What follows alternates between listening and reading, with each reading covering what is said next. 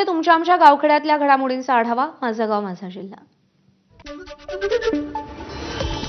कोल्हापूर बंगळुरू महामार्गावरील तवंदी गावात मुसळधार पाऊस, विजांच्या कडकडाटासह आलेल्या पावसानं वाहनधारकांची तारांबळ.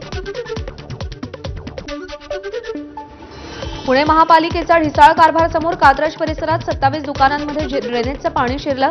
काम करताना आवश्यक ती काळजी न घेतल्यानं जमिनीखालील ड्रेनेज लाईन फुटली. शिर्डी शहरात पावसाची हजेरी, विजांच्या कडकडाटासह पाऊस तर साई मंदिरा परिसरामध्ये भाविकांनी पावसाचा आनंद लुटला. जालना शहरासह तालुक्यात मान्सूनपूर्व पावसाची धुवाधार बॅटिंग, उकाड्यानं त्रस्त नागरिकांना दिलासा. छत्रपती संभाजीनगरमधील छत्रपती शिवाजी महाराज रेल्वे भुयारी मार्ग पाण्यानं तुंबला. पहिल्याच पावसात भुयारी मार्गाची लक्तरं वेशीवर. मेळघाटातील धारणी तालुक्याला पावसानं झोडपलं. वादळी वाऱ्यानं नागरिकांच्या घरासह शेतीचं मोठं नुकसान.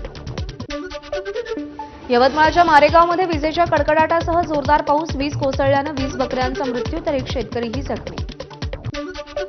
नाशिकच्या ग्रामीण भागात मुसळधार पावसामुळे शेतकऱ्यांचं नुकसान, कांदा, द्राक्ष यासह इतर शेती पिकांची नासाडी. अवकाळी पावसामुळे शेतकऱ्यांचं मोठं नुकसान, याबाबत पंचनामे सुरू असून आढावा बैठकीत योग्य निर्णय घेऊ, अजित पवारांचं आश्वासन. वाशिमच्या मानोरा बाजार समितीमध्ये अवकाळी पावसानं भुईमुगाचं नुकसान, व्हिडिओ व्हायरल होताच केंद्रीय कृषी मंत्री शिवराज सिंग चौहान यांनी शेतकऱ्यांशी थेट संपर्क साधत मदतीचं आश्वासन दिलंय. रायगडला लवकरच पालकमंत्री मिळणार, तसंच पालिका निवडणुकांबाबतही महायुती एकत्र चर्चा करणार. कार्यकर्त्यांनी तयारीत राहावं, दादांचं कार्यकर्त्यांना आवाहन.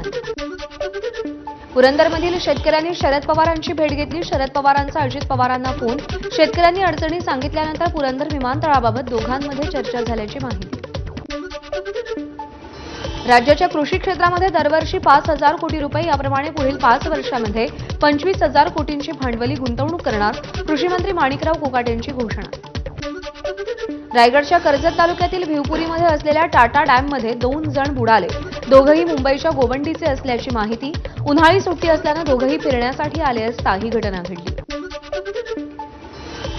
सिंधुदुर्गच्या मालवणमधील आचरा पारवाडीमध्ये सुरू असलेल्या कोळंबी प्रकल्पामध्ये अज्ञातानं विषारी पदार्थ टाकून विषप्रयोग केल्याचा प्रकार समोर. 18 लाखांचं नुकसान झाल्याची माहिती.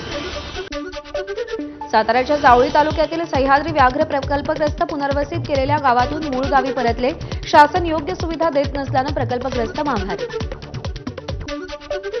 रायगडच्या खोपोलीत 3 बांगलादेशींसह त्यांना आश्रय देणाऱ्या महिलेला अटक. पोलिसांनी कोम्बिंग ऑपरेशन करत त्यांना ताब्यात घेतलं.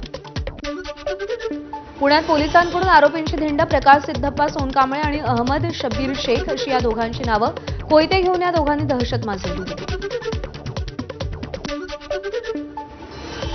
गावखेड्यातल्या बातम्यांचा आढावा घेतल्यानंतर बुलेटिनमध्ये एक छोटासा ब्रेक. पाहत रहा नमस्कार महाराष्ट्र. थोडक्यात